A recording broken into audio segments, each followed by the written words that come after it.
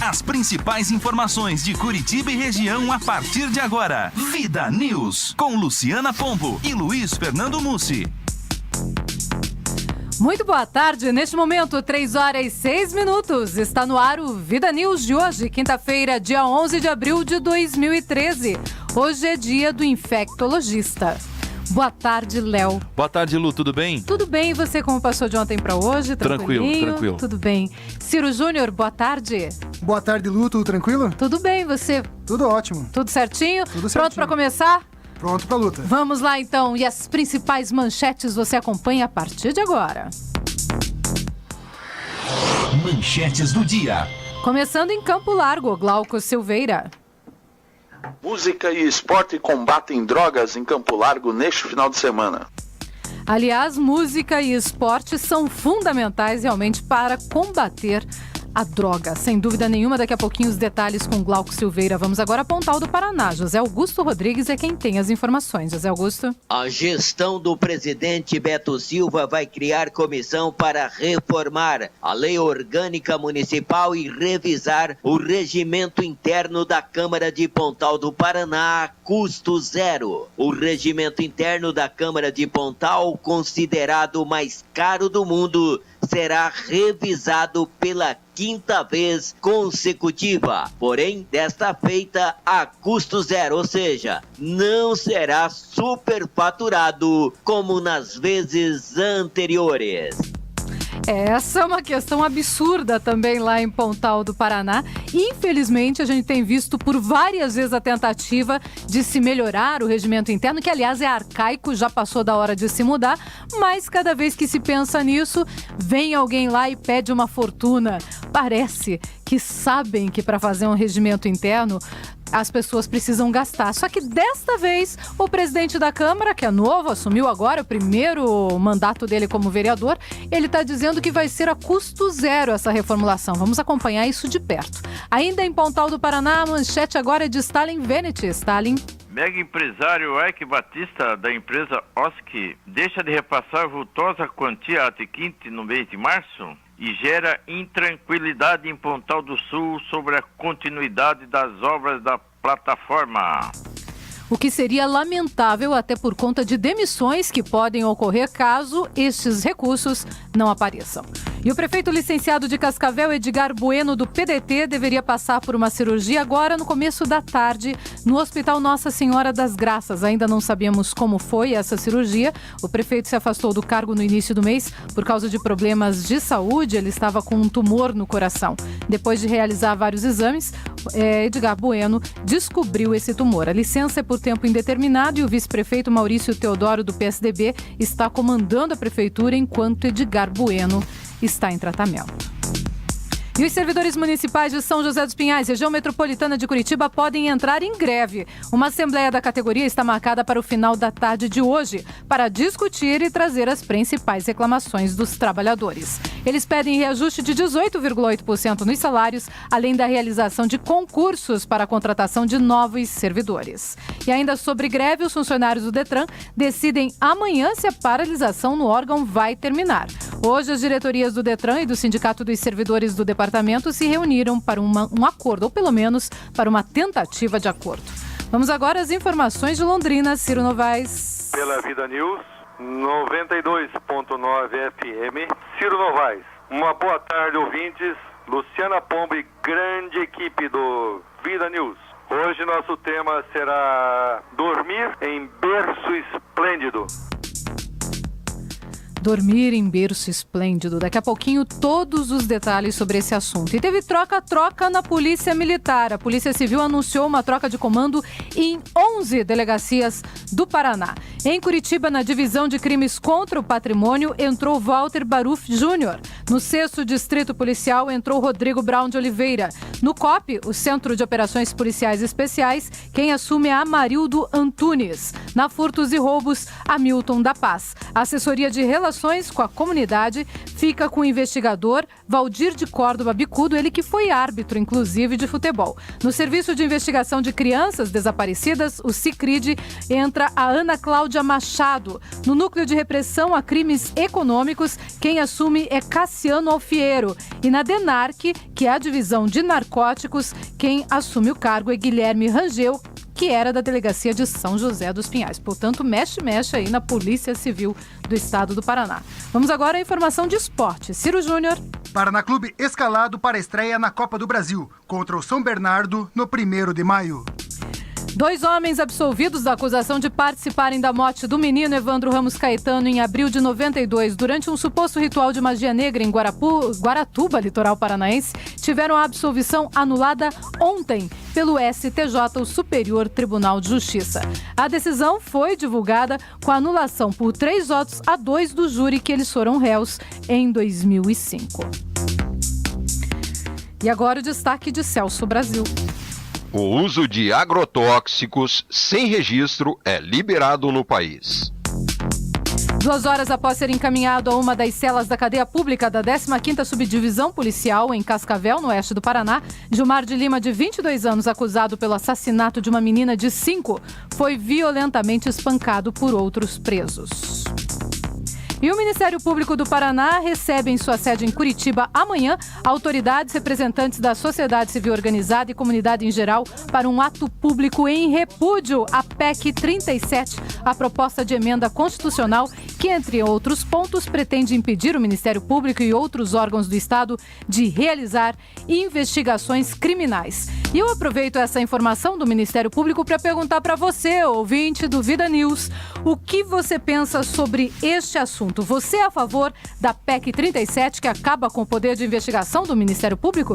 Ligue para cá, 3029-9290, é o telefone para sua participação, ou então participe também pelo Facebook ou pelo Twitter. No Twitter é @LucianaPombo, onde você pode participar, e no Facebook é na página do Vida News 92,9. Você curte a página e participa com a gente.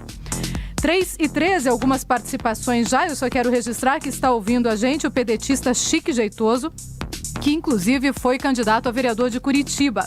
A Sandra Santos diz o seguinte: o programa está com ótimo conteúdo, parabéns a toda a equipe, Luciana Pombo, sempre maravilhosa, obrigada, e Luiz Fernando Mussi, apresentadores, Ciro Novaes Fernandes Júnior, produtor, Leonardo Betloff, operador, e a Silmara Leite Ribeiro Santos, nossos agradecimentos por mostrar como a etiqueta pode melhorar nosso dia a dia em todos os aspectos profissional e pessoal. Abraços a todos, diz a Sandra Santos. Obrigada, abraço também, Sandra, para você. E a entrevista foi muito boa aqui, com toda certeza. 3h14, está no ar o Vida News. Vida News. Tempo e temperatura. O Paraná tem mais um dia sob efeito de áreas de instabilidade que trazem variação de nebulosidade e chuva em forma de pancadas. Ainda são chuvas rápidas e isoladas, de baixo volume acumulado e alternadas com períodos de sol que trazem a sensação de abafamento. A temperatura deve chegar até a faixa dos 30 graus na região de Palotina, oscila por volta dos 28 graus em Londrina, 27 a 28 graus na região de Campo Mourão, e na faixa leste, máxima de 23 graus em Curitiba, 26 graus no litoral.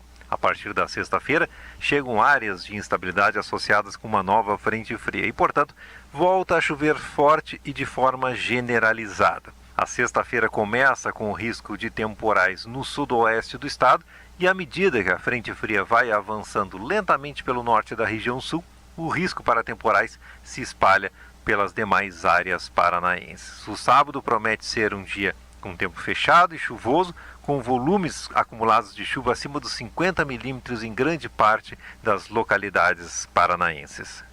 Previsão do tempo, uma parceria Agência Rádio Web e Somar Meteorologia. Para mais informações, acesse o nosso site tempoagora.com.br. De São Paulo, Márcio Custódio. Vida News. Trânsito. Por causa de obras, a rua Santa Madalena Sofia Bará está bloqueada entre as ruas Domingo Fernandes Maia e Paulo Freebe, ali no bairro Alto. Agentes da CETRAN e placas de sinalização estão orientando o trânsito ali naquele local e também indicando os desvios. No Boqueirão, por causa de obras, o sentido Parque Iguaçu da Avenida Marechal Floriano Peixoto está bloqueado entre as ruas Dr. Blaise Ornig e Pastor Carlos Franck. O desvio é feito pelas ruas Dr. Blaise Ornig e pela Zonardi Ribas. 3:16. Aeroportos. Os aeroportos Internacional Afonso Pena na Grande Curitiba, Internacional de Foz do Iguaçu, Governador José Richa de Londrina e Silvio Nami Júnior em Maringá, além do Adalberto Mendes da Silva em Cascavel, estão todos abertos neste momento para pousos e decolagens e operam visualmente. 3:16. Vida News. Entrevista. E hoje eu estou perguntando para você, ouvinte da Rádio Vida, se você é a favor da PEC 37, que acaba com o poder de investigação do Ministério Público. Hoje, órgão responsável por prisões de policiais e políticos em todo o Brasil, inclusive aqui no estado do Paraná. Nós vamos conversar agora com o procurador Leonir Battisti, ele que é coordenador do GAECO, Grupo de Atenção Especial ao Crime Organizado. Procurador, boa tarde. Boa tarde, Luciana. É um prazer falar contigo, com os seus ouvintes e usar esse espaço, enfim, para debater esse tema tão candente no dia de hoje. Aliás, importantíssimo, né? Até para todo o Brasil, para toda a população que gosta e que quer realmente o melhor para o seu país. Nós consideramos que esse é um primeiro aspecto, ou seja, ao contrário do que pode parecer, isso é absolutamente uma questão que envolve o Ministério Público. A meu ver, envolve os interesses de cidadania, está bem claro isso, porque bastam dois argumentos para apontar nesse sentido, que são os seguintes. O Brasil, apesar dos esforços que temos feito, continua ainda a aparecer muito mal nas estatísticas de corrupção. O Ministério Público tem sido, como vocês têm demonstrado e a opinião pública tem acompanhado, o principal órgão do Estado que tem tentado combater esses desvios que configuram corrupção, que, como todos sabem, se refletem esses desvios se refletem na falta de recursos para as políticas públicas mais essenciais de todos nós cidadãos. Então, portanto, afrouxar o combate, impedir, desligar um órgão da capacidade do Ministério Público com o desdobramento que tem o Ministério Público em todas as comarcas, de pelo menos ser um receptor das queixas e reclamações da população, das denúncias a respeito desse tema, eu creio que verdadeiramente é um atentado contra os interesses populares e um atentado contra a ordem jurídica. Bom, procurador, a gente tem ouvido, eu principalmente, através até das redes sociais, muitas pessoas ligadas à Polícia Civil, principalmente, reclamando desse poder, entre aspas, de investigação do Ministério Público, dizendo que é inconstitucional e que seriam as polícias as principais integrantes dessa capacidade de investigar. Como é que o senhor vê essa reação de alguns quadros da Polícia Civil? Bom, são vários aspectos que se pode falar a respeito disso, sempre com respeito à diversidade de opiniões. Nós, promotores, temos bem claro que a Polícia Civil, em particular, e também a Polícia Militar, são órgãos absolutamente interessados e absolutamente competentes com atribuição para a investigação criminal. Nos crimes chamados tradicionais ou crimes convencionais, nós verdadeiramente entendemos que a polícia deve ser sempre melhor preparada, melhor estimulada, enfim, que nós consigamos dar resposta em face daquela criminalidade miúda. Eu digo miúda no sentido amplo, porque envolve homicídio, etc. e tal. Eu digo miúda porque ela afeta diretamente no dia a dia, né, num número muito grande de situações a um monte de pessoas. Ou seja, em outras palavras, você pode estar sendo vítima de um furto nesse momento. Nós temos seguramente nesse momento dezenas ou centenas ou até milhares de pessoas no país sendo assaltadas. Nossa. Temos algumas sendo mortas, etc. Então, nós reconhecemos que a polícia tem especial capacidade e ela deve ser melhorada, aperfeiçoada no sentido de cumprir bem principalmente esta índole de investigação. Segundo ponto, a polícia também deve ir se preparando e poder se preparar para investigar até neste terreno de corrupção e de outras questões, outras correlacionadas aos desvios de agentes públicos, que hoje é prioritariamente feita pelo Ministério Público e que a polícia não faz, como eu disse, por razões variadas, mas dentre outras razões, nós enxergamos ali a falta de estruturação e principalmente uma questão, a natureza da polícia. Verdadeiramente, a polícia, pelo bem e pelo mal, ela não tem a chamada inamovibilidade e independência. Então, eu trato dos fatos da vida como eles são. Alguém pode discordar que eles não sejam assim, eu me proponho a debater se são assim ou não. Entretanto, da experiência, e eu creio que isso possa ser indutivamente percebido pelas pessoas, o que nós temos é que neste campo em particular, quando envolve alguma pessoa poderosa, principalmente, ou alguma pessoa que de alguma forma esteja relacionada a um poder político ou poder público, um servidor público, para dizer mais claramente, né? A polícia tem extremas dificuldades e ela não consegue.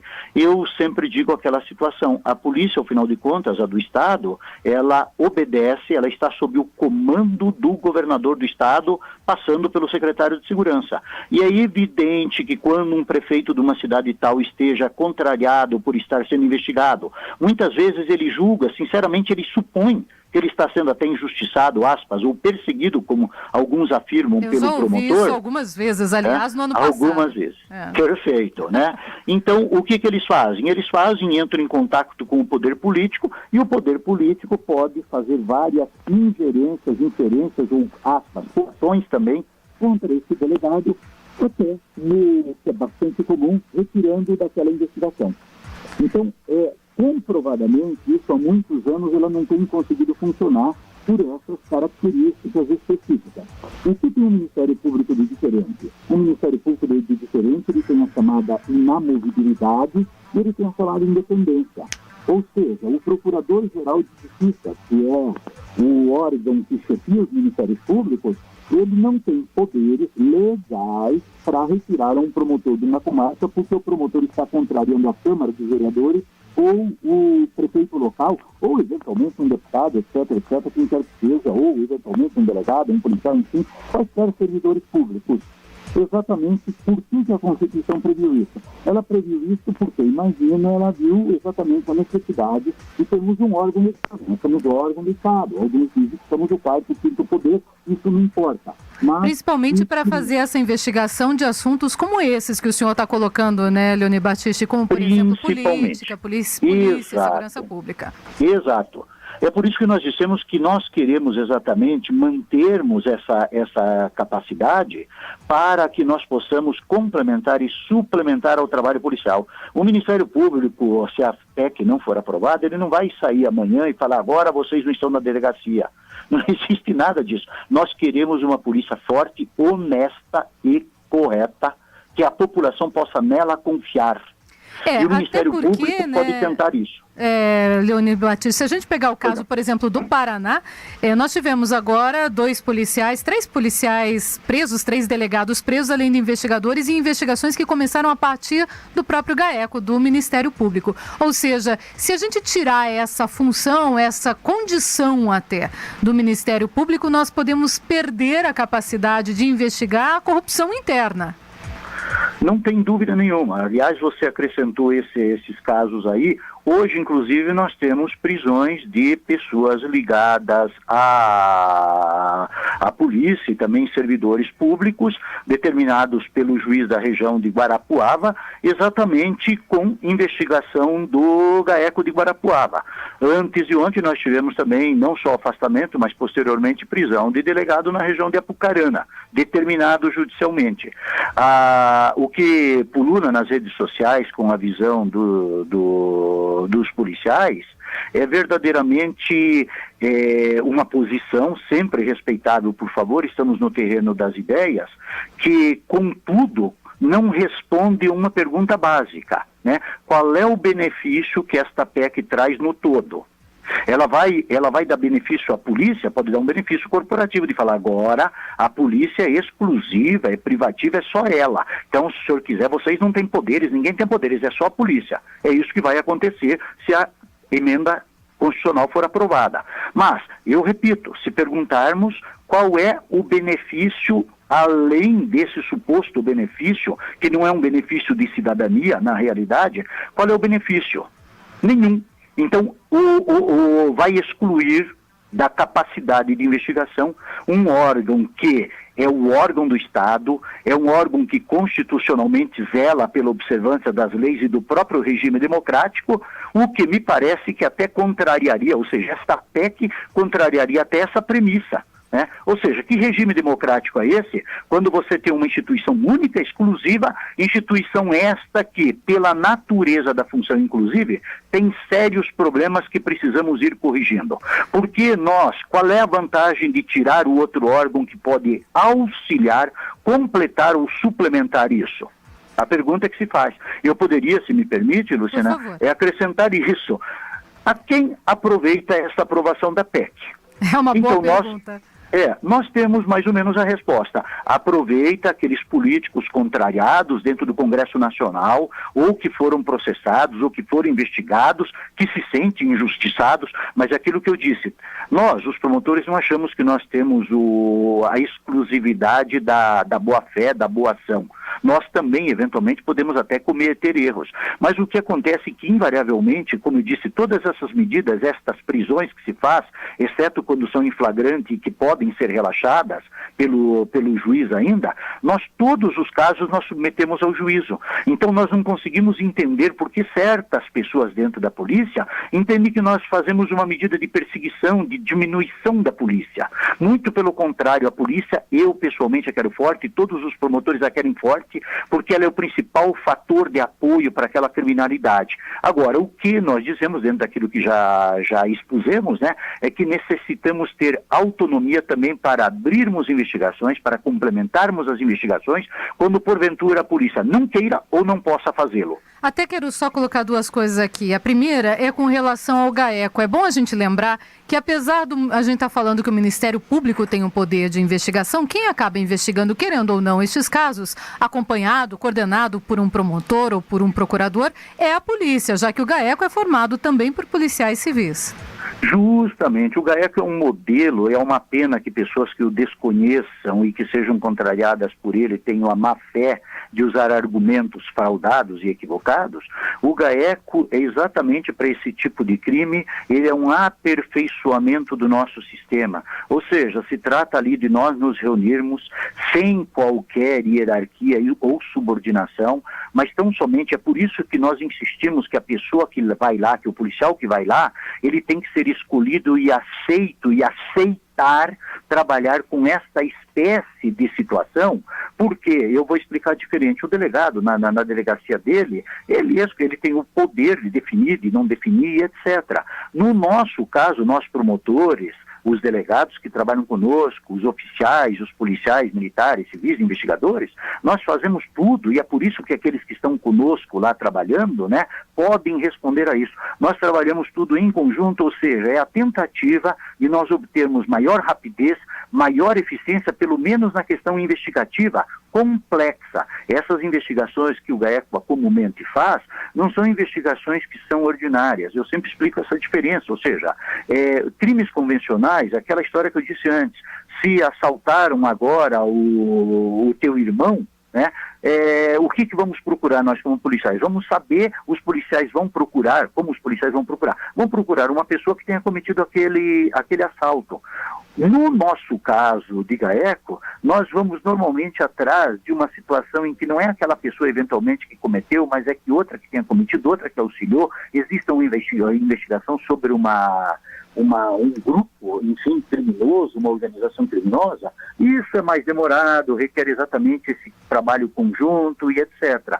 Se podarem essa investigação por parte do Ministério Público, o Ministério Público, eu imagino, vai ter que sair dali, porque ele não tem autonomia para nada. É verdade. Outra coisa. Aí nós não precisamos estar no mesmo ambiente. O delegado, no momento que ele fizer uma investigação, que ele precisa da manifestação do Ministério Público, ele vai procurar, o Ministério Público vai se manifestar ou não. Bom, é essa a questão, num sentido favoravelmente ou não. O ex-governador Roberto Requião, no seu Twitter, ele coloca a seguinte questão. Quem disse que o Ministério Público tem independência. Na realidade, ele acredita que o Ministério Público não é composto por heróis. E o Rogério Ataíde, que é nosso colaborador, ele pergunta quem fiscaliza os promotores. É a última questão, Leoni Battisti.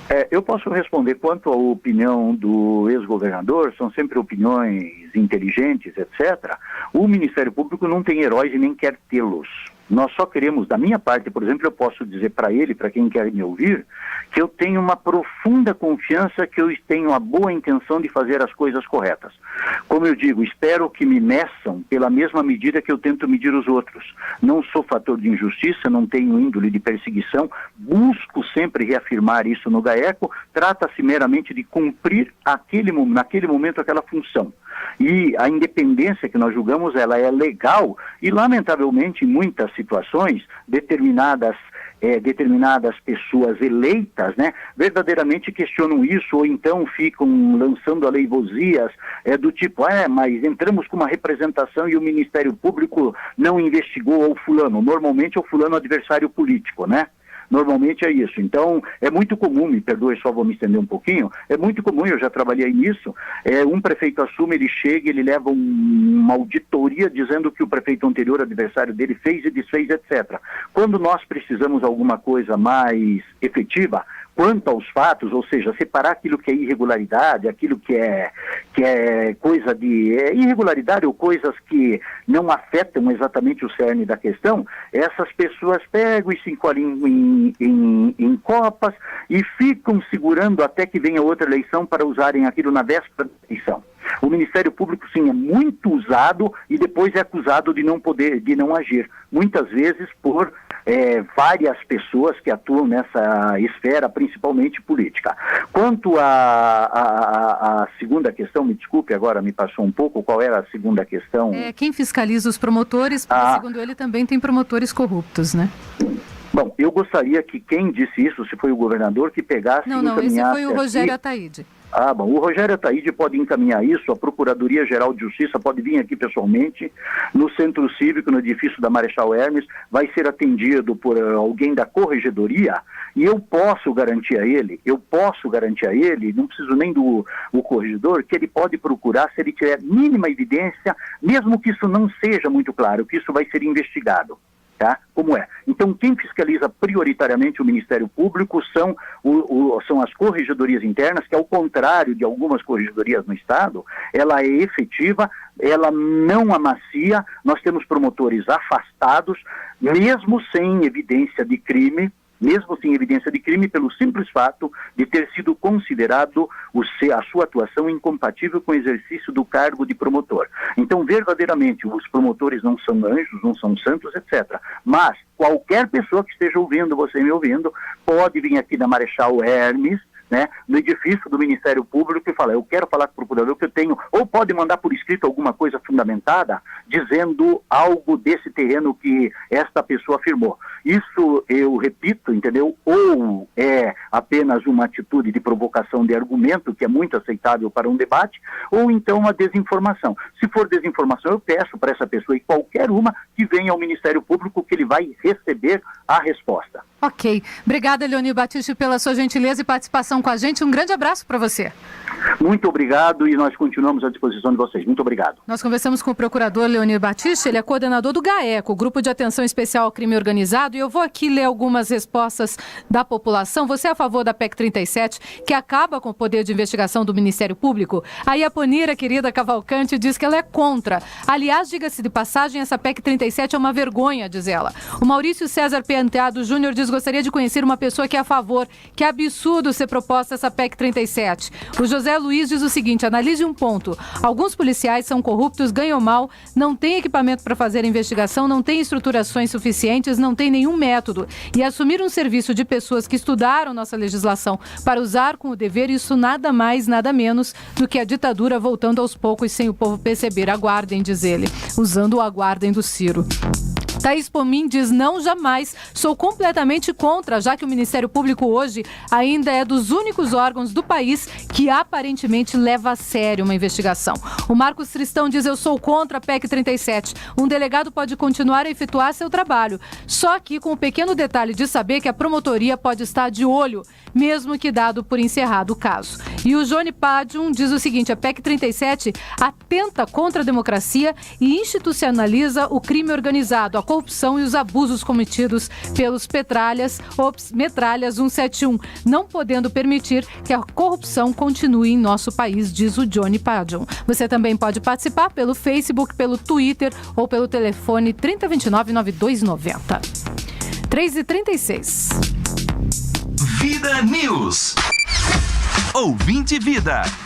Apenas registrando aqui também alguns ouvintes que estão participando com a gente, ouvindo nossa programação. Rapidamente, a Alzira Novaes está acompanhando, Nicolas Novaes também. A Nicaele Novaes também está acompanhando. Johan Micoda, o Edson Quadra, o André Vozão mandou aqui um recado no Facebook dizendo que está na escuta lá em Cascavel. E o Gilson de Paula, do Carmanguia 64, também está acompanhando a programação.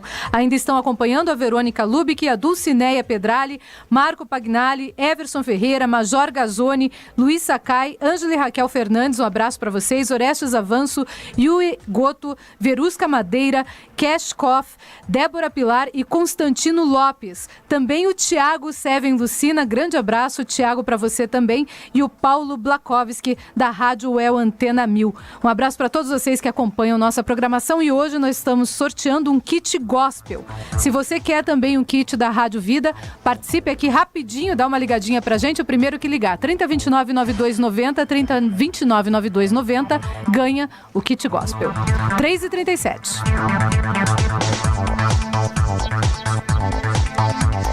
Vida News. Crônicas.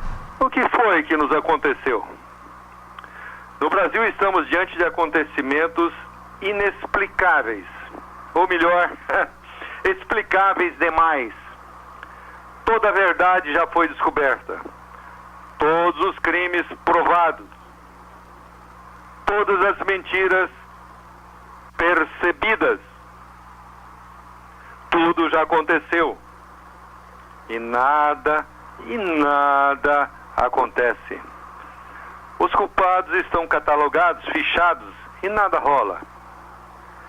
A verdade está na cara. Mas a verdade não se impõe. Isso é uma situação inédita na história brasileira.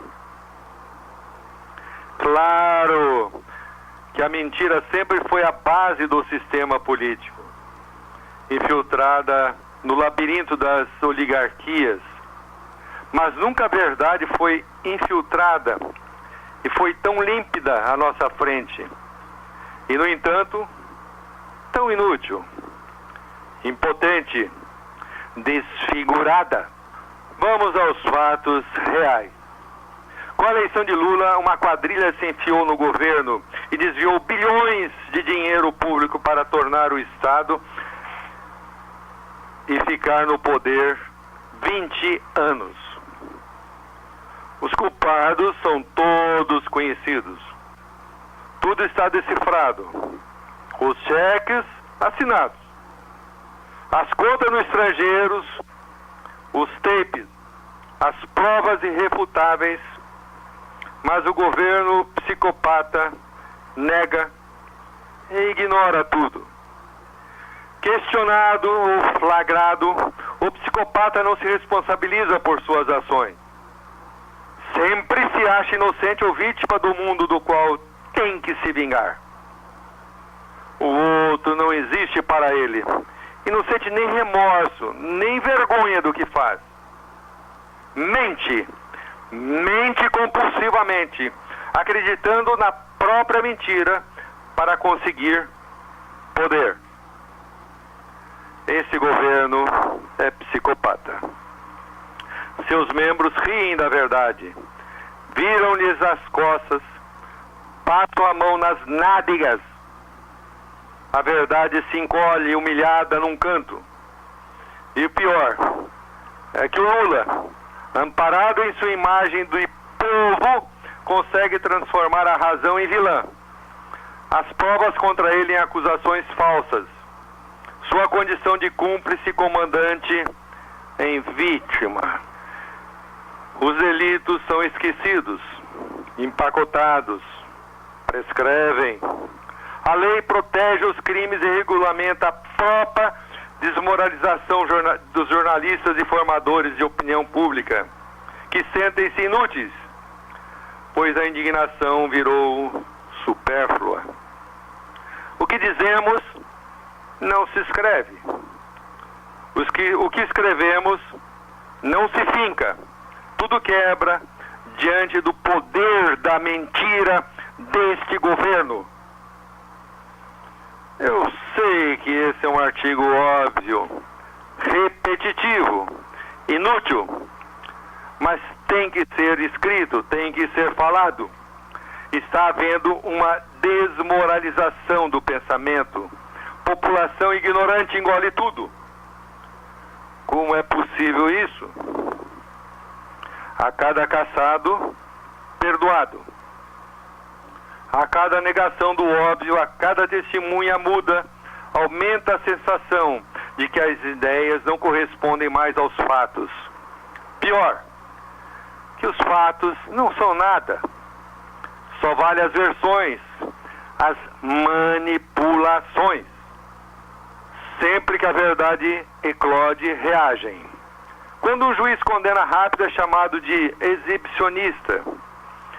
Quando apareceu aquela grana toda em Maranhão, a família Sarney reagiu ofendida com a falta de finesse do governo na época de FHC, que não teve a delicadeza de avisar que a polícia estava chegando.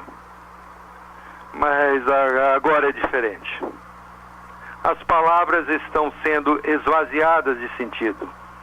Assim como o stalinismo apagava fotos, reescrevia texto para contestar seus crimes, o governo está criando uma língua nova, uma neolíngua empobrecedora da ciência política, uma língua esquemática, dualista, maniqueísta, nos preparando para o futuro político simplista que está se consolidando no horizonte. E o povo, sujeito às migalhas das bolsas, dorme em berço esplêndido. Aqui, Ciro Novaes. Me aguardem. Vida News. 3h43. Um abraço para você, Liz Melo, que está acompanhando também a programação da Rádio Vida. Intervalo e já voltamos. 3h46. Vida News. Giro de reportagem. Vamos começar em Pontal do Paraná, mas hoje não é com José Augusto Rodrigues. Vamos começar com Stalin Venet. Stalin. Cerca de 2.000 empregados que trabalham no canteiro de obra da T-Quinta em Pontal do Sul, em Pontal do Paraná, estão intranquilos com notícias que dão conta da incerteza da continuidade da obra de construção de uma das plataformas destinadas a operar na Bacia de Campos, no estado do Rio de Janeiro. Isso porque o repasse de uma vultosa quantia que não foi revelada à reportagem, estipulada em contrato, não foi efetuada pela empresa OSC do mega empresário Ike Batista. Mesmo assim, a T-Quinta honrou um pagamento desses empregados com recursos próprios. O contingente de pessoal era para atingir a marca de 3.500. Mas as contratações foram suspensas e o pagamento aos fornecedores também. Se a OSC não repassar em abril o montante previsto em contrato, a T-Quinta pode paralisar as obras. Essa multinacional deveria construir 2 plataformas em Pontal do Sul, no decorrer de 3 anos. Mas uma delas já foi cancelada pela OSC. E essa plataforma que está em andamento corre o risco de não ser concluída, caso a OSC não honre o compromisso assumido. Tudo isso teria ocorrido pelo duro golpe financeiro que Ike Batista teria sofrido na Bolsa de Valores com a desvalorização de ações. Ele apostou e perdeu. As perdas foram tão significativas que 2 partes da fortuna de Ike se dissiparam, como se ele tivesse 3 enormes pedras de ouro e perdido 2 delas. Segundo a revista Forbes, Ike teria perdido 38 bilhões e 400 mil reais em um ano e teria caído para o 100º lugar na lista dos maiores bilionários do mundo.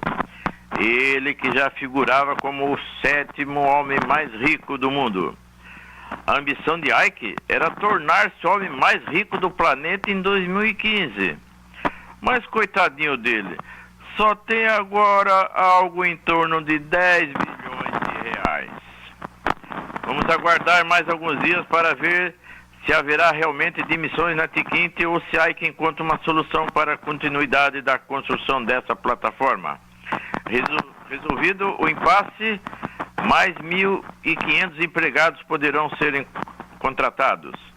Pontal do Sul e Pontal do Paraná vivem em clima de euforia com a movimentação econômica injetada na região, com 2.000 empregados no canteiro de obras, que poderia chegar até 3.500.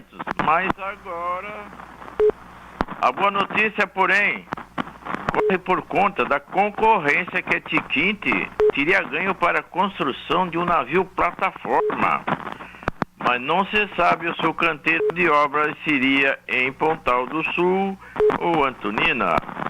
De Paranaguá, Stalin Venete para o Vida News. É com você, Luciano. Vida News.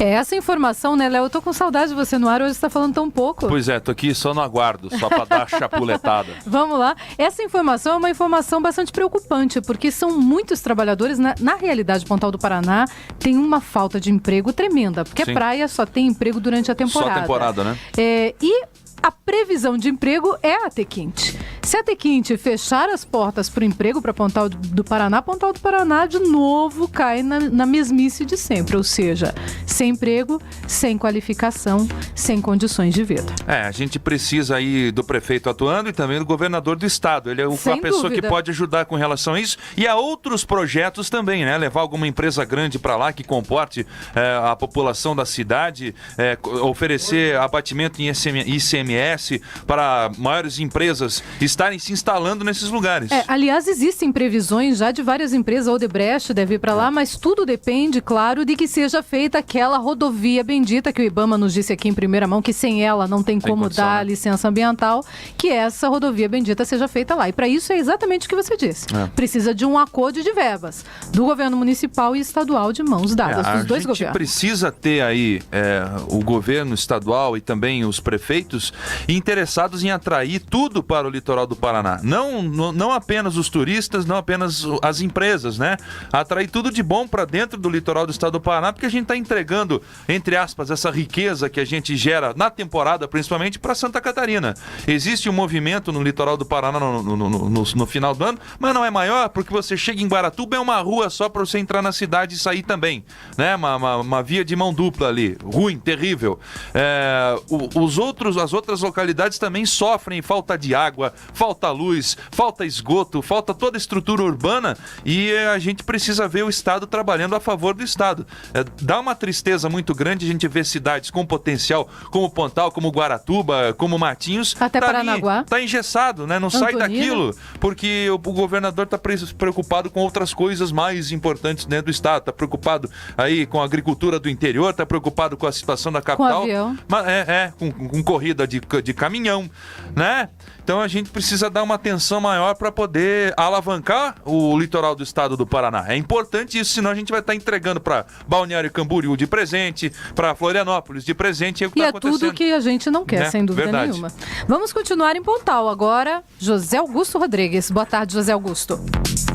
Boa tarde, Luciana Pombo. Boa tarde a todos. Na última sessão da Câmara Municipal foi lido a proposta da mesa executiva que visa criar uma comissão para reformar a Lei Orgânica Municipal e também revisar o regimento interno da Câmara de Pontal do Paraná. Essa comissão terá a participação da Procuradoria da Câmara e dos demais vereadores. Essa também é a 5ª vez que o regimento interno da Câmara de Pontal passa por revisão. Por isso, é considerado o mais caro do mundo, Luciana Pombo. Porém, desta feita a custo zero, ou seja, não será superfaturado como nas vezes anteriores. Pelo menos essa é a proposta. Os ex-presidentes Dino Ronac, Valdevino Simões, Alexandre Sopraias e Nelson Mademar contrataram empresas de advocacia especializadas para realizar esse trabalho que, na verdade, nunca foi finalizado, pois serviam apenas como esquema para desviar dinheiro da Câmara Municipal. Na última revisão, por exemplo, gestão do ex-presidente Nelson Mademar, a Justiça precisou intervir para evitar o esquema de superfaturamento pela 4ª vez consecutiva do regimento interno daquela Casa de Leis. Por isso, já é considerado o mais caro do mundo. A denúncia foi feita pelo ex-vereador Aramis, que considerou exorbitantes a contratação de um escritório de advocacia laranja por R$143 mil. Na época, ele acusou a mesa executiva de superfaturar e fraudar a licitação. A Justiça acatou a grave denúncia e concedeu liminar para evitar o desvio de mais dinheiro público na Câmara de Pontal. Nesta ação, tem uma decisão da Justiça que pede a devolução dos valores pagos. Por isso, as contas do ex-presidente Nelson Mademar estão com os pareceres para reprovação no Tribunal de Contas do Estado. Segundo informações, o Ministério Público pediu auditoria in loco com acompanhamento do GAECO. Se o GAECO vai acompanhar, não sabemos. Mas é caso de polícia, Luciana Pombo e Léo. E digo mais, no dia que acontecer uma operação séria em Pontal do Paraná, como aquelas realizadas em Londrina, um micro-ônibus vai ficar pequeno para tantos corruptos da cidade praiana. Pronto, falei. Direto aqui de Pontal do Paraná, para o microfonão potente, líder em audiência da 92,9 Vida News. Segue daí, Luciana. Vida News.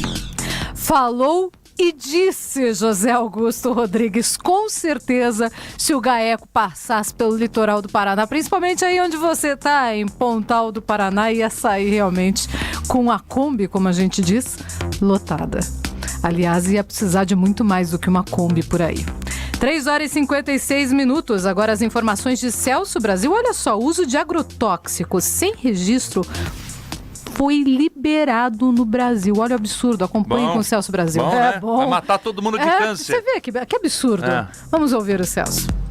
O uso de agrotóxicos sem registro é liberado no país. Mesmo com 2 pareceres técnicos contrários, o Ministério da Agricultura liberou o uso de um agrotóxico não registrado no país para combater emergencialmente uma praga nas lavouras de algodão e soja. A decisão, publicada esses dias no Diário Oficial, permite o uso de defensivos agrícolas que tenham em sua composição o benzoato de emamectina. Trata-se de uma substância que, por ser considerada tóxica para o sistema neurológico, teve seu registro negado pela Agência Nacional de Vigilância Sanitária, Anvisa, em 2007. O argumento é que se trata de uma medida emergencial no combate a tal praga que ameaça a agricultura. O uso do benzoato será regulamentado numa instrução normativa, seguindo as observações do Ministério do Meio Ambiente e da Saúde. Ocorre que as consequências serão desastrosas na saúde da população. O controle da tal praga, em caráter emergencial, fatalmente refletirá em gastos com a saúde e, em muitos casos, sequelas irreversíveis na população afetada por este produto tão perigoso. Não sabemos também se existem outros interesses por trás disso. Muito mais inteligente seria manter-se pessoal técnico habilitado nos órgãos, pois carregam uma responsabilidade tão grande e o investimento maior em pesquisa, eliminando cabides de empregos, seria a solução. Temos profissionais e recursos para investir em programas de prevenção. Enquanto isso, o investimento está sendo feito em novos, inúteis e milionários ministérios para abrigar aliados. É com você, Luciana. Vida News. Cada vez vem uma notícia mais séria, mais grave aqui pra gente ouvir e divulgar pra você, ouvinte. Esperamos que também tenhamos boas notícias. Aliás, temos sempre, né? Quando nós trazemos aqui, principalmente, os conjuntos, as bandas e cantores que trazem as boas notícias da composição, as boas notícias. Ciro, quer falar alguma coisa? Não, só pra lembrar que amanhã tem o Gilson de Paula do Carmanguia 64 aqui, hein? É verdade, o André Vozão já me disse aqui, eu vou ficar ouvindo, com certeza vou ouvir o Gilson de Paula. Ele é um dos ídolos do mundo do motociclismo, é uma das bandas mais importantes desse meio. Muito legal. Eu tenho orgulho de ter estudado com ele na PUC, na Pontifícia Universidade Católica do Paraná, fiz jornalismo com ele, um abração pro Gilson. Amanhã vai estar aqui então, você que gosta, acompanhe, não perca a nossa programação.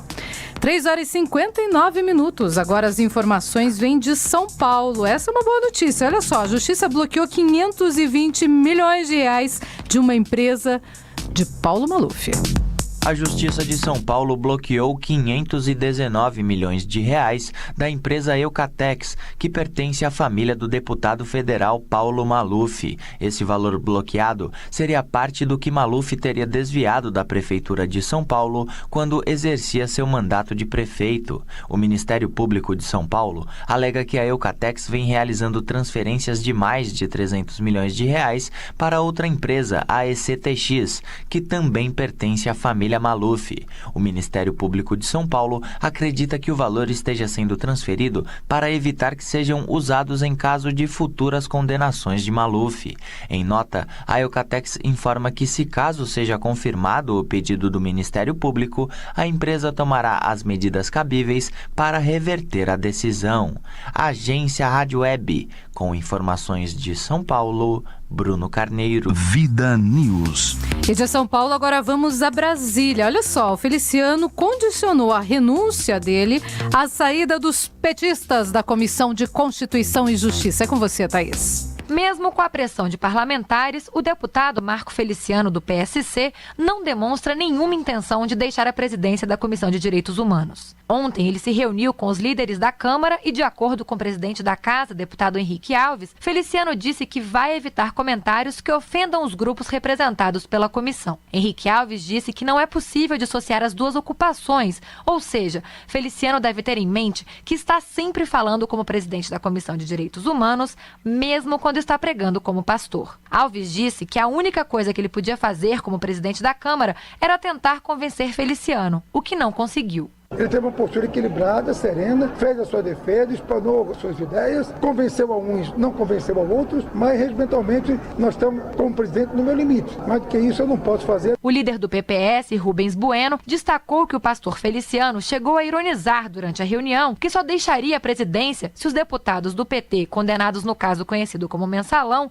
renunciassem aos cargos de titulares na CCJ, Comissão de Constituição e Justiça. Ele fez ali uma acusação que ele aceitava deixar, renunciar, se o PT retirasse o Genuíno e o João Paulo da comissão. Isso é um jogo baixo. Está marcada para hoje a 5ª audiência pública da comissão, desde que Marco Feliciano assumiu a presidência. Nas 2 primeiras, a sessão teve de ser cancelada por causa das manifestações contra a permanência do pastor no cargo. Na 3ª e na 4ª, os debates prosseguiram com a limitação da presença a parlamentares, convidados e imprensa. Marco Feliciano havia pedido para que as reuniões acontecessem a portas fechadas e, depois de muitas críticas, o presidente da Câmara revogou o requerimento aprovado na semana passada a pedido de Feliciano para impedir o acesso de manifestantes às sessões. No entanto, se houver tumulto, a sessão ainda pode ser realizada a portas fechadas.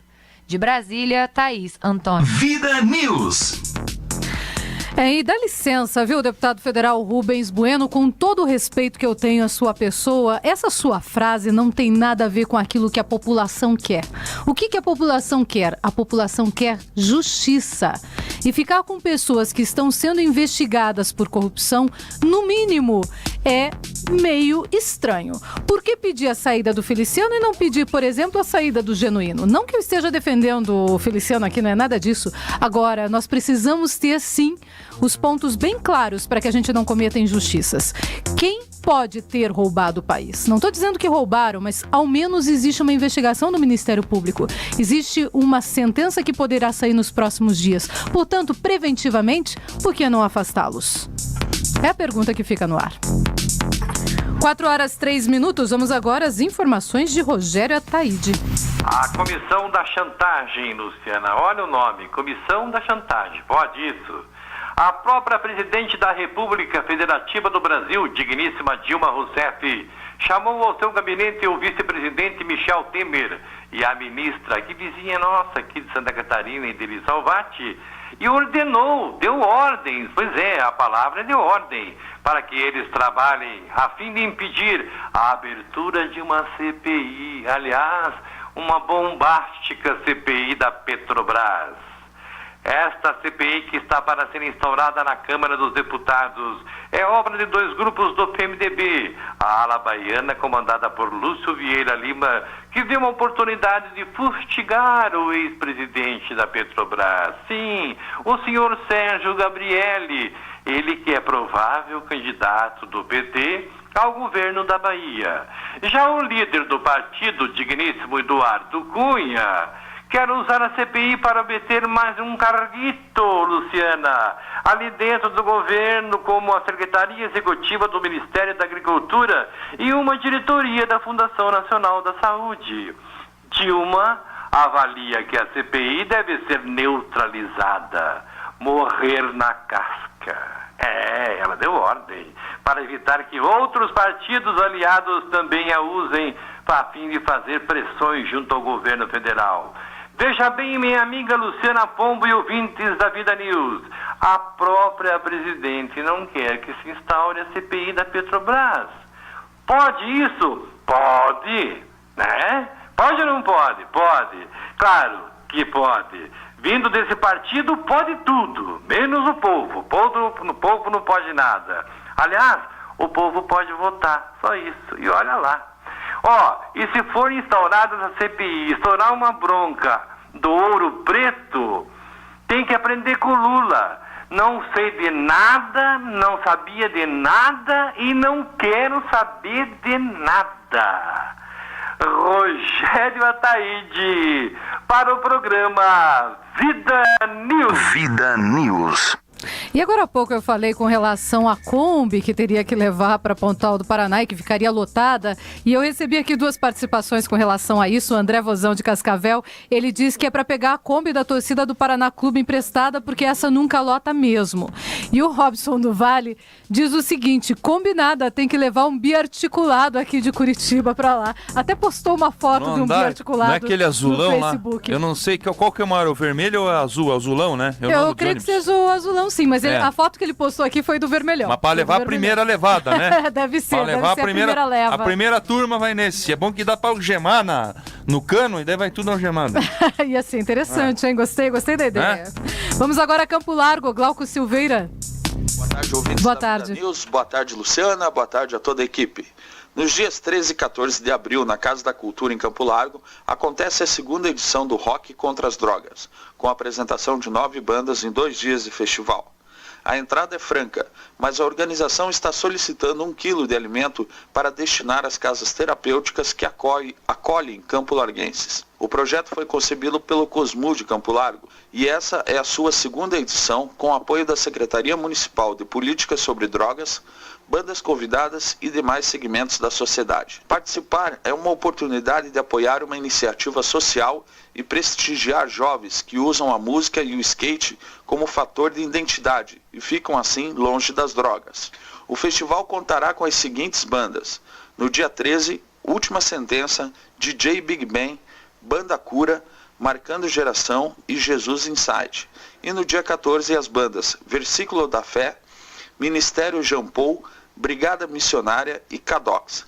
Lembrando que os shows começam às 18 horas. Glauco Silveira de Campo Largo para o Vida News. Vida News. Entrevista.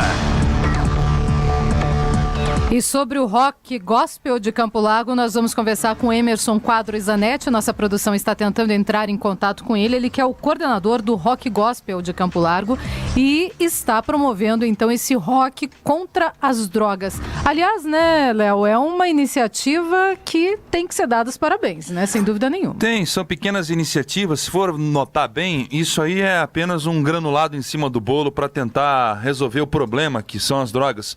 Mas é a tentativa da população gritar para que o poder público se mobilize, para que as pessoas que fazem as leis nesse nosso país se mobilizem, para que a gente tente salvar os dependentes atuais que a gente tem, porque o dependente não tem culpa, né? Ele não tem culpa.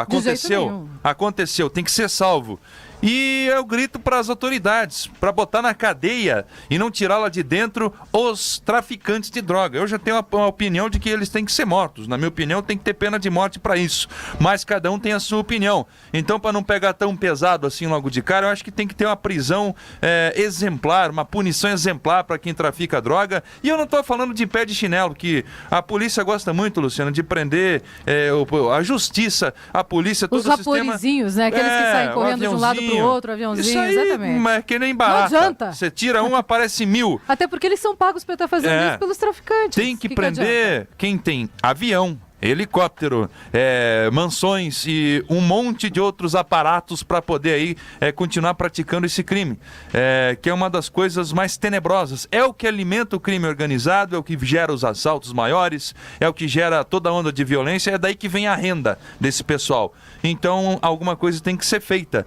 E o povo, a população, não tem muito o que fazer, porque não tem poder de polícia nem de justiça, tem que lutar como pode. E essa atitude aí é muito nobre, é muito legal. Apresenta música pra rapaziada, pra quem tá aí no começo da vida, tá na adolescência, já tá na juventude, pra ver que existem outros caminhos muito melhores do que a droga, do que o caminho das drogas.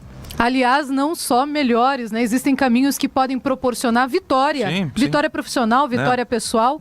E as drogas fazem parte exatamente do caminho oposto, infelizmente. Nós tentamos contato aqui com Emerson Quadro Zanetti, a produção está tentando contato, mas infelizmente não conseguiu encontrá-lo. Vamos em frente, 4h10.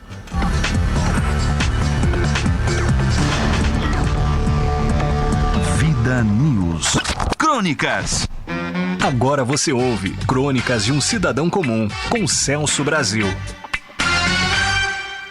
Olá, amigos. Eu não assisto novela, mas posso afirmar que se trata de uma ferramenta que provoca radicalmente a alienação. Ocorre que acredito na participação.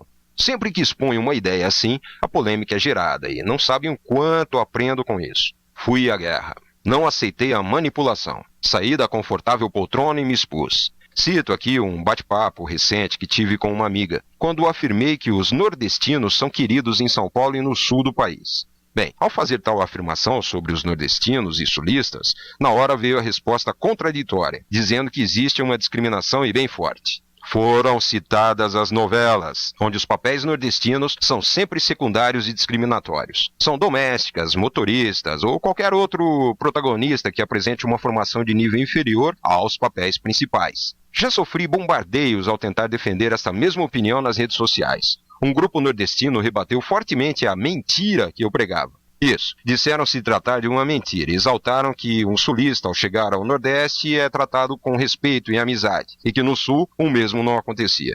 Tentei, com alguns poucos, argumentar sobre a cultura de cada região, citando São Paulo, que conheço bem, e o Sul, como eu, vindo de São Paulo. É evidente, trata-se do choque cultural e não de uma rejeição. Hoje sou mais sulista que muitos nativos. O mesmo pode acontecer com qualquer um que venha para o Sul. Mas volto à novela. Posso estar errado, mas não condiz de forma alguma com a realidade cultural brasileira. Mostra um mundo de costumes e conceitos que nada tem a ver com uma região específica. Nem mesmo as pretensas novelas regionais conseguem retratar a verdadeira identidade cultural da região a que se propõe. Na verdade, as produções trabalham no sentido de manipular a cultura. A invasão através da cultura é notória e basta criar-se um termo ou modismo em novelas e este, como num passe de mágica, incorpora-se de imediato no cotidiano de todo o país. Afirmei tudo isso para que possam entender meu raciocínio no que diz respeito ao esforço do Estado em criar grupos, dividi-los e colocá-los uns contra os outros. Nunca tivemos um esforço tão grande nesse sentido, onde assuntos nacionais prioritários são simplesmente esquecidos e conscientemente negligenciados, o que provoca o caos em alguns setores. Esta é exatamente a arma socialista, ditada em suas cartilhas. População dividida em guerras sociais, desviando o foco dos assuntos que realmente lhes interessam e com sérios problemas, cada vez mais dependentes da esmola estatal. É a miséria social projetada para garantir o domínio desta mesma sociedade. Para que se execute este plano, temos a novela política governamental. Esta eu sou obrigado a acompanhar e, como produtor, estou abismado com as superproduções e seus efeitos na cultura nacional. Nesta, os atores são os mais bem pagos do mundo para protagonizar o que está muito, mas muito distante da realidade. Recebem o que é imposto, pacificamente, sem qualquer rejeição. Este é o resultado do vício que os tornaram espectadores, aceitando e assimilando o roteiro. A família não é mais família. A educação não é mais educação, mas sim uma escola ideológica de uma ideologia nada lógica. Os pais deixam de serem pais e passam a ser meros espectadores de uma transformação cultural onde não podem intervir, sob pena de se tornarem criminosos aos olhos das novas leis impostas pela, repito, ideologia nada lógica. Os valores são invertidos e tudo é aceito. E o povo segue como um rebanho. Coloca-se atrás das grades em casa e pelo buraco da fechadura assistem os maus desfilarem nas ruas, seu novo espaço conquistado. Retrato vivo do comunismo. Ouçam e obedeçam. Os que se posicionarem contra serão punidos severamente. É o paredão que intimida e faz aceitar as imposições, levando a vítima muitas vezes a um estágio hipnótico de submissão, que a faz até defender o sistema que a domina, agradecendo as esmolas do Estado e aceitando as argumentações descabidas que tentam justificar suas desgraças. Pensam-se felizes. Vida de gado. Povo marcado, povo feliz.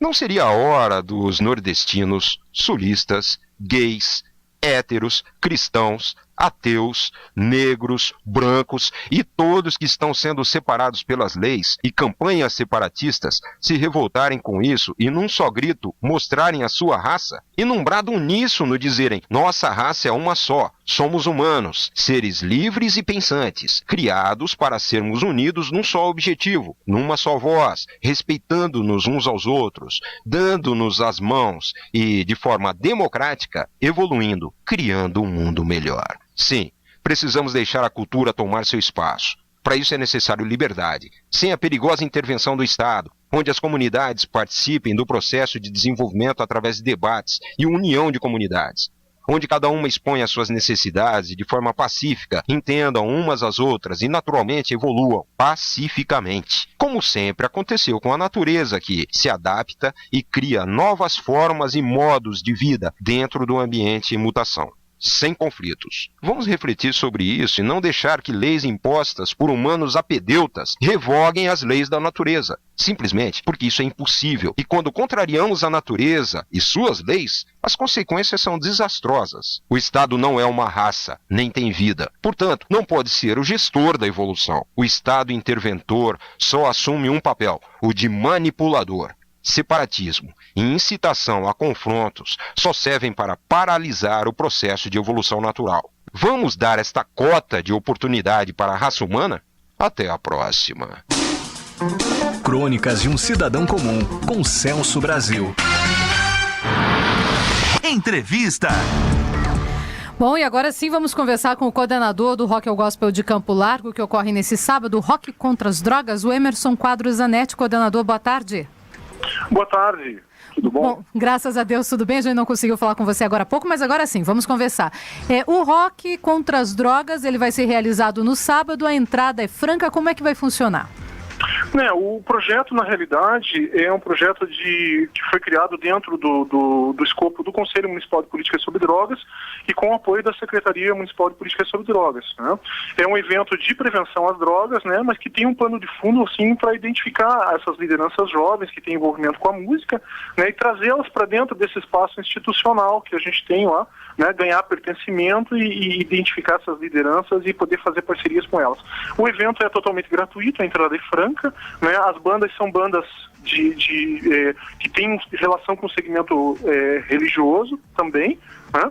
O evento vai acontecer sábado e domingo, das 18 às 20 horas. E a gente está pedindo para as pessoas que compareçam que levem um quilo de alimento, porque a gente vai destinar para as casas terapêuticas que acolhem jovens da nossa cidade, ali na região, que estão fazendo tratamento e que em vagas sociais, né, que são casas que precisam de apoio dessa natureza. Certo. Essas pessoas já foram devidamente identificadas, esses jovens talentosos? Quantos mais ou menos devem participar desse Rock contra as Drogas?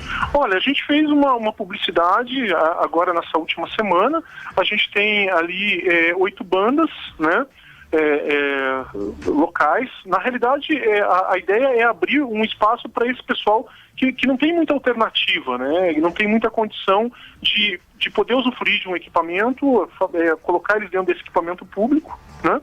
E eu imagino que dentre essas 8 bandas, a última edição do evento a gente conseguiu mobilizar umas 400 pessoas, que para a realidade da cidade, para um evento de prevenção, é uma quantidade interessante. Bem grande, sem dúvida nenhuma. 400 pessoas é bastante gente para Campo Largo, por exemplo, que é uma cidade da região metropolitana.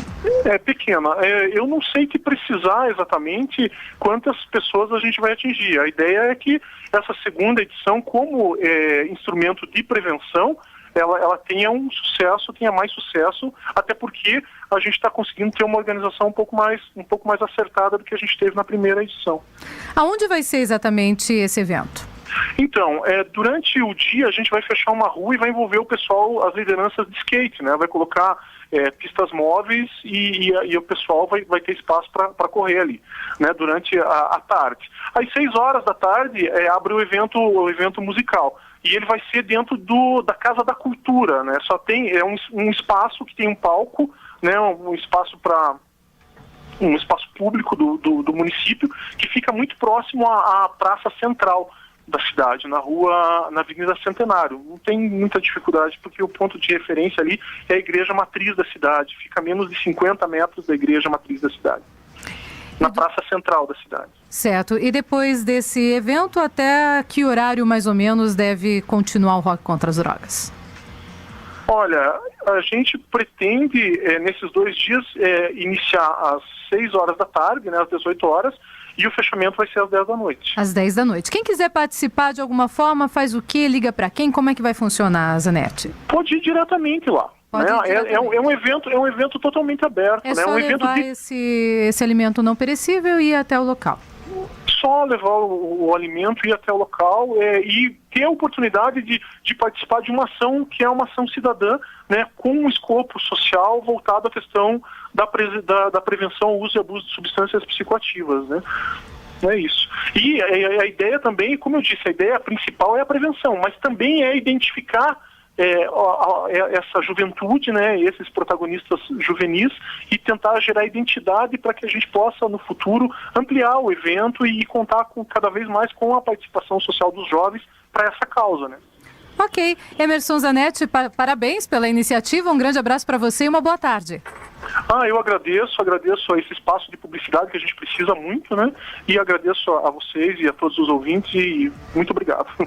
Ok, nós conversamos com o Emerson Quadros Zanetti, ele é o coordenador desse Rock contra as Drogas que ocorre neste fim de semana em Campo Largo, região metropolitana de Curitiba.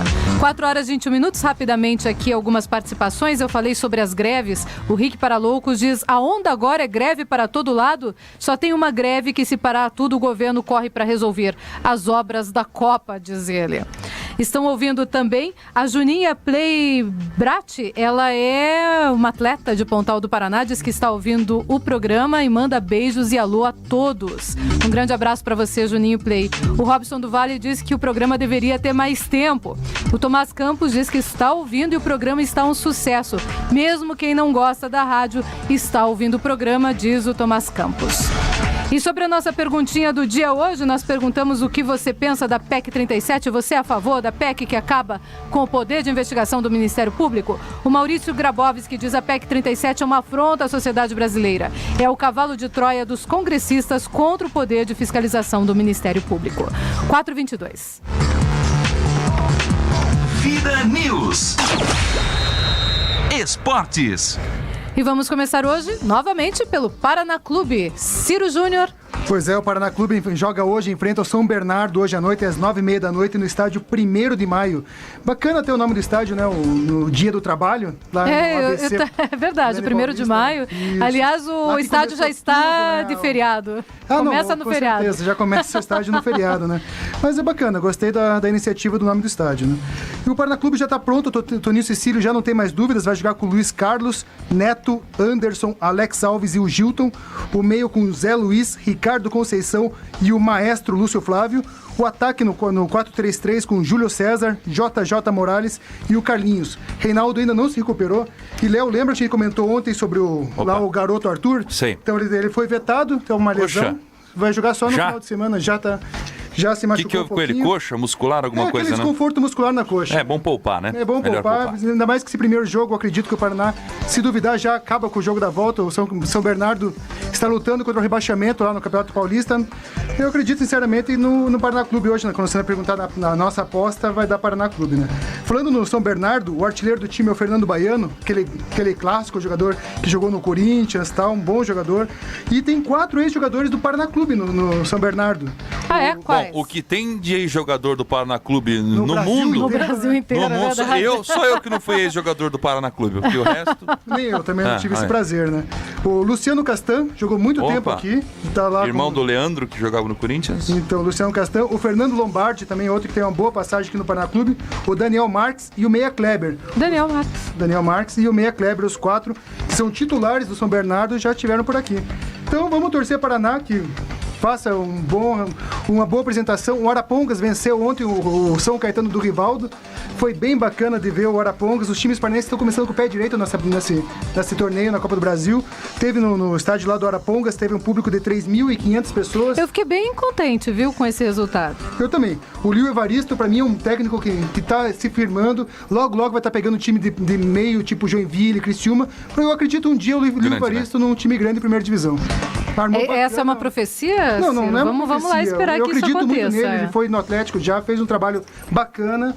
Eu acho que ele monta o time do Arapongas, vê o que o Arapongas fez contra o Curitiba e contra o Atlético. Um time 1000 vezes inferior tecnicamente e deu bastante trabalho para os dois. Bom, enquanto nós estávamos começando aqui, já vou falar sobre isso rapidamente, Ciro, a gente está falando sobre esporte, eu vou ter que parar só um pouquinho para dizer o seguinte: enquanto nós discutimos aqui sobre a PEC 37, que acaba com o poder de investigação do Ministério Público, foi criado aqui no Facebook, ao mesmo tempo, um abaixo-assinado para que as pessoas participem contra a PEC 37. Eles me envolveram aqui já no abaixo-assinado para mostrar que estão ouvindo a rádio e que estão unidos na luta contra a PEC 37. Eu tenho uma dúvida com relação a isso. Quem que é o autor dessa parada? E apareceu? Não, é uma proposta de emenda constitucional, né? Por ser uma proposta de emenda constitucional, ela tem que ser feita por a maioria dos congressistas. Mas o autor dela não pintou ainda. E nem vai aparecer, pelo jeito, São né? vários que assinam. Aliás, a gente devia divulgar depois todos os nomes para você saber em quem não votar na próxima eleição. Para ver quem teve essa ideia brilhante aí. Boa ideia. Ciro, continuando. Então, do Paraná Clube é isso. Então, antes da gente passar pro... Você tem mais alguém antes? Não, se quiser passar pro Atlético. O Atlético espera um pouquinho. Antes de passarmos pro Coxa e pro Atlético, jogo de hoje, Paraná e São Bernardo, qual o seu palpite? 2-0 Paraná. 2-0. Para você? Vou também nessa opinião. Eu sei que você não gosta que a gente... Empate, né? Porque senão fica... Mas tudo bem. O mais coerente é isso. Eu acho que não vai sofrer o Paraná Clube aí para poder vencer o time do São Bernardo. É superior e eu acho que o Paraná Clube vai emplacar a vitória. Se não ganhar de 2 de diferença, vai fazer a vitória com toda certeza, vai voltar tranquilo para Curitiba. Espero eu, né, Paraná Clube? Eu vou apostar no 2-1 aqui para ser diferente. Léo, Curitiba. Curitiba, que essa semana tá mais tranquila, né? Tá treinando, treina bastante. A preocupação do Marquinhos Santos nesse fim de semana é o time do Rio Branco, de Paranaguá, que joga contra o Curitiba no Couto Pereira, às 6h30 da tarde. Atenção para o horário diferenciado, né? Mudou o horário da partida para 6h30 da tarde. Geralmente vinham jogando às 4, 5 horas da tarde. Então, 18h30 a partida do Curitiba entre Curitiba e Rio Branco no Couto Pereira. Não tem Leandro Almeida, não tem Gil e o técnico Marquinhos Santos vai treinando aí, vai testando com o Pereira na zaga e o Jair assumindo a função do Gil no meio de campo ali como volante. Aí vai ter o Vitor Ferraz também trabalhando pela lateral. Enfim, o Curitiba Atletiba tem essa preocupação de momento nesse instante.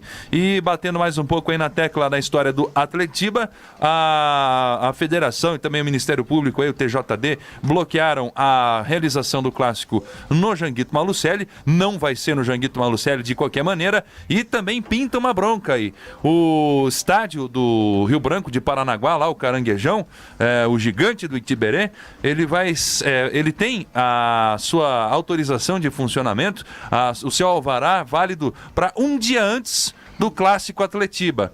Então está tornando inviável a realização desse jogo lá. E o Rio Branco tem um jogo decisivo também que ia acontecer por volta desse dia do vencimento do alvará, e estão antecipando essa partida para poder isolar de qualquer problema. Então não conta com o Caranguejão também o clássico Atletiba. Já não temos aí a possibilidade de acontecer na Vila Capanema por motivos óbvios, na Arena da Baixada também não, no Eco Estádio também não, e agora no Caranguejão está riscado do mapa essa possibilidade de acontecer o clássico Atletiba. Vamos ver, aqui na frente da rádio tem um campinho. Apostas sejam feitas, né?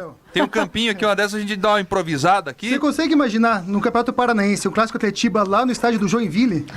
Possivelmente estranho, né? Vai ser o que vai acontecer, né? O presidente do Joinville, numa entrevista ao site da RBS, comentou que ele já ofereceu o estádio dele, o Arena Joinville, para o Atlético. Um estádio muito bom. Estádio maravilhoso. Muito bom. Só que eu acho totalmente fora de mão o Campeonato Paranaense jogar lá. Ele ofereceu também para o Campeonato Brasileiro da Série A, também ele ofereceu o estádio. Vamos aguardar, né? Ver o que o Petralha decide sobre isso, né? Antes de você entrar no Atlético, apenas só duas constatações aqui. O André Vozão diz, coitado do Paraná Clube, agora ele vai apostar na derrota do Paraná porque o Ciro zicou o time. De novo, ele dizendo que você só dá azar, viu, Ciro? E a pergunta que você fez da PEC 37, realmente ela tem que ser assinada pela maioria dos parlamentares, a gente vai ver quem assinou. Mas o autor mesmo, aquele que fez a proposta, tenho aqui, já está na minha mão. É Lourival Mendes, ele é do PTdoB do Maranhão.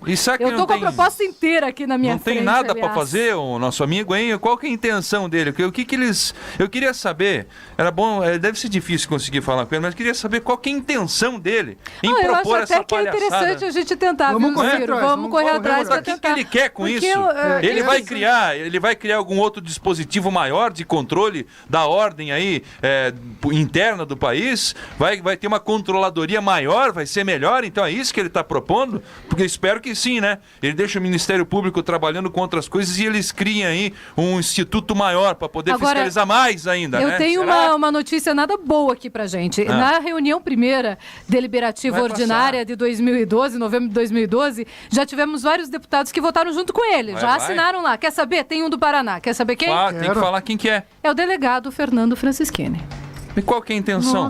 É porque, na realidade, eu entendo que todos os delegados sejam a favor da PEC 37 porque eles acreditam que eles, e somente eles, têm poder de polícia, têm poder de investigação. Mas é aquilo que nós conversamos agora há pouco com o procurador Leoni Battisti, né? A própria polícia precisa ser investigada. Lógico, isso. E o controle externo tem sido feito pelo Ministério Público. Todo mundo, até a presidenta da República precisa ter tudo claro, né? Senão depois ninguém sabe, ninguém viu. Gente, se o próprio povo fosse investigar o povo, o que nós teríamos? Lógico. Ou se os políticos investigam os políticos, alguém vai ser preso? A gente tem que ter um mínimo de coerência. Vamos agora ao Atlético Paranaense. Então, Luciana, começaram a ser vendidos hoje os ingressos para a partida entre Atlético e Jota Malucelli. Só temos que lembrar o sócio atleticano que esse é um jogo com mando do Jota. Ou seja, não adianta pegar seu cartãozinho e ir lá na sede do Atlético que não passa. Ou seja, vai ter que comprar mesmo ingresso. O valor da entrada é R$50 a inteira, R$25 a meio ingresso, a meia entrada, né? Para que o atleticano que pode comprar entre hoje e amanhã no espaço Sócio Furacão, lá na Petit Carneiro, ou no portão 1 do Eco Estádio, ou no portão do Eco Estádio, e esse ingresso pode ser comprado até no dia do jogo lá no Eco Estádio. Até acabar os ingressos, não vai acabar, que a gente sabe que o torcedor atleticano não... Infelizmente, quer dizer, se fosse em outro lugar, a gente sabia que tinha que estar todo mundo correndo, mas lá no Eco Estádio, o torcedor atleticano pode ir tranquilo, pode tomar sua coquinha, ficar tranquilo, que até 1 minuto antes do jogo pode ter o ingresso lá à vontade, né? O Atlético tem uma coisa interessante, nada boa, o Atlético tem 7 jogadores pendurados. 7 jogadores pendurados, e o próximo jogo do Atlético é o Atletiba. E quem são eles? Tem a lista? Não? Temos sim, o atacante Crislan e o Douglas Coutinho. Olha aí. Justo os dois. Se o Douglas Coutinho não for, você já pode começar a pensar que complicou. Mas, tá carregando nas costas, né? Tá carregando nas costas. Não só ele, o Crislan também tá jogando bem. O Crislan tá jogando bola. Os zagueiros Ervin e o Rafael Zucchi também tá jogando muito bem esse zagueiro. Os laterais Heracles e Léo e o meia Zezinho. Ou seja, qualquer um desses 7 que tomar um cartão amarelo não joga o Atletiba. Vão ter que jogar com o freio de mão puxado nesse jogo aí, né? Não vai ser muito fácil, não. E uma notícia interessante, inusitada até, o Atlético entrou com o seu departamento jurídico com uma medida chamada medida inominada no TJD para inscrever o meia espanhol Mérida, ainda no Campeonato Paranaense. O julgamento vai ser realizado hoje às 7 da noite no auditório pleno do TJD. Ou seja, o Mérida, se passar totalmente fora do prazo, mas caso passe, é um reforço e grande para o Atlético nesses jogos finais. Eu acho que não vai passar, não. Mas é que bem rigoroso. Problema. Não, mas é que tem um problema com a carteira de trabalho dele, como ele não tinha carteira de trabalho aqui no Brasil, demorou muito. E por isso que o Atlético não conseguiu inscrever ele antes do prazo. Esse vai ser o que o Domingos Moura vai alegar no TJD hoje. Nunca vi uma situação dessa de transferência internacional ter essa colher de chá. Vamos ver. Mas o Domingos Moura é mágico, né? Vamos ver. Se ele faz essa. O que o nosso advogado, o Domingos Moura, vai fazer com relação a isso. Advogado de todo mundo também, né? Ele é. Todos os tipos. Ele é porque ele é um advogado bom nestas questões de esporte. Então é sempre o chamado número um dos grandes times. Na justiça desportiva ele é o cara. Bom, o André Vozão, Ciro está dizendo para eu não deixar você dar o palpite do jogo do Atlético. Não, André, eu não vou deixar amanhã. Porque é só amanhã, mas amanhã ele vai ter que dar, sinto muito, e eu espero que ele não zique ninguém. Não, e só uma curiosidade, sabe quantos jogadores atacantes tem no time sub-23 do Atlético?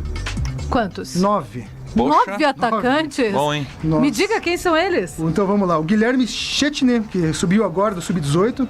O Crislan, Douglas Coutinho, Edgar Júnior, Gustavo Marmentini, Júnior Barros, Lucas Dantas, Pablo e Peterson.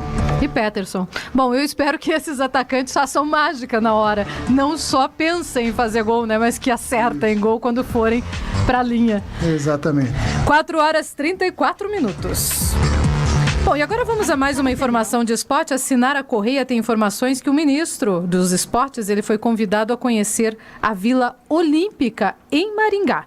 Ela vai trazer essas informações aqui daqui a pouquinho pra gente, já que é importante para Maringá, para a cidade de Maringá e para todos os municípios em geral, que também sobre algo, entre aspas, da Copa do Mundo para Maringá, né, Ciro? E falando da Copa do Mundo, você está acompanhando o rolo no Maracanã, não?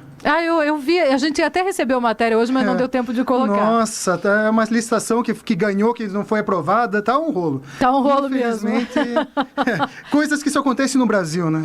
Bom, aliás, acontece tanta coisa aqui no Brasil, e vai acontecer ainda por conta não só da Copa do Mundo, como das Olimpíadas, que eu acho que a gente vai ter que vir aqui falar depois dos desdobramentos, viu, Ciro? Agora sim, Sinara Correia, com você.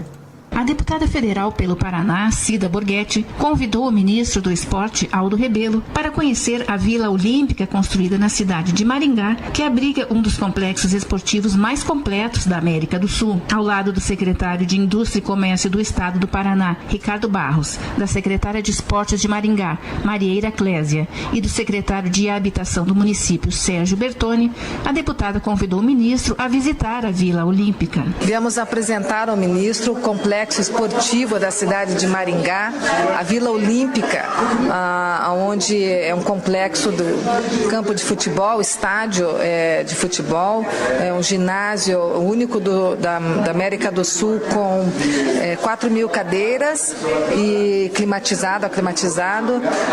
Também temos dentro da Vila Olímpica as piscinas olímpicas, um velódromo e também a pista de corrida oficial, né, que acabou de ser concluída. Então viemos apresentar todo o trabalho na área de esporte e viemos convidar o ministro para que ele possa conhecer conhece Maringá, mas que possa conhecer essa estrutura e colocar à disposição do Brasil para que Maringá possa ser uma referência na área de esporte e abrigar, né, também bons atletas e competições nacionais e internacionais. Maringá está entre as cidades selecionadas para abrigar uma seleção em treinamento para a Copa do Mundo de 2014.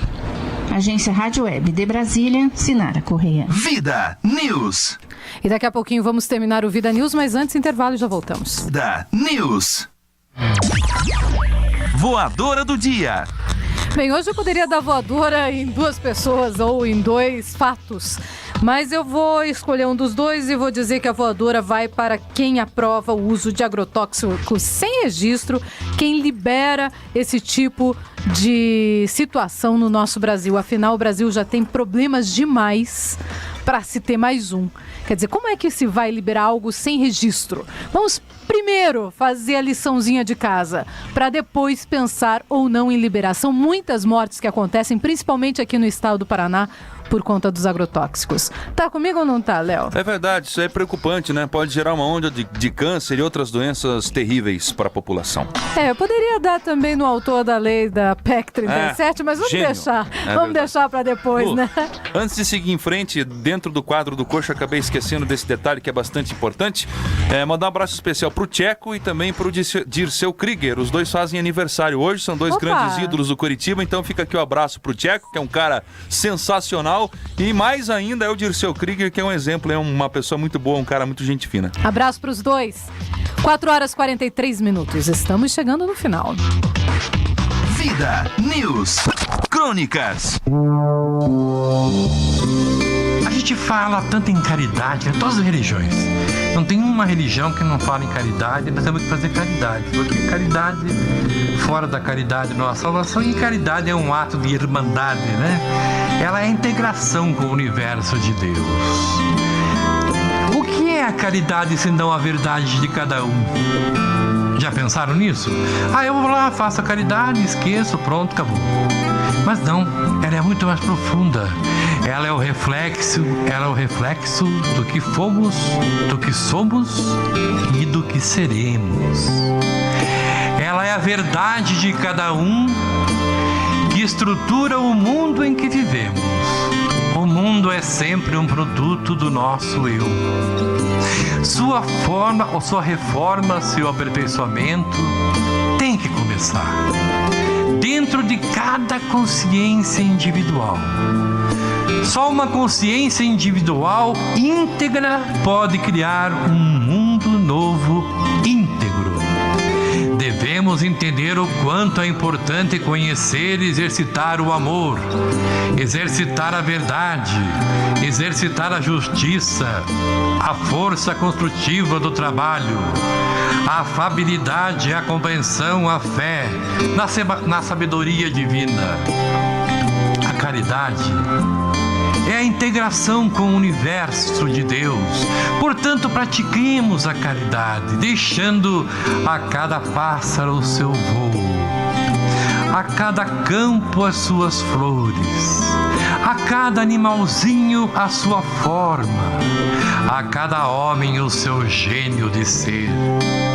Praticar a caridade é fazer, é aprender, é agir, é libertar o próximo, bem como libertar-se a si mesmo. Cada ser humano tem uma identidade e esse nível de identidade devemos respeitar. Devemos respeitar cada ser humano, porque é pelo heterogêneo que evoluímos. A verdadeira comunhão de amor se faz de alma para alma, de coração para coração. Quando entendermos a caminhada evolutiva, viveremos um só pensamento, e respeitando e amando o próximo. Busquemos sempre a paz, busquemos sempre a luz em nós mesmos e no coração do homem, consequentemente de toda a humanidade. Caridade é integração com o universo de Deus.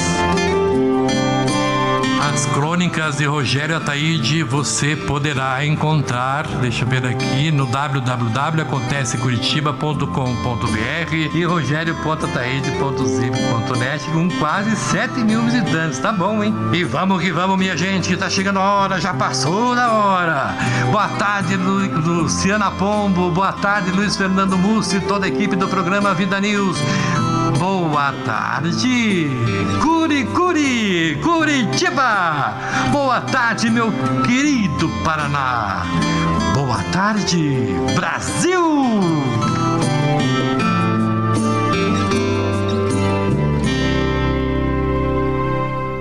News. Boa tarde, Rogério Ataíde. Boa tarde, Léo. Valeu, Lu. Um grande abraço. Boa tarde, Ciro Júnior. Boa tarde, Lu. Até amanhã. Até amanhã. E até amanhã, querido ouvinte, se Deus quiser. Vamos que vamos. 4h47. Só antes de encerrar, quem ganhou o kit gospel de hoje? Liz Melo, kit gospel é seu. Basta você ligar pra cá. 3029-9290 e falar com o Ciro. Ou 3029-2121. Até amanhã.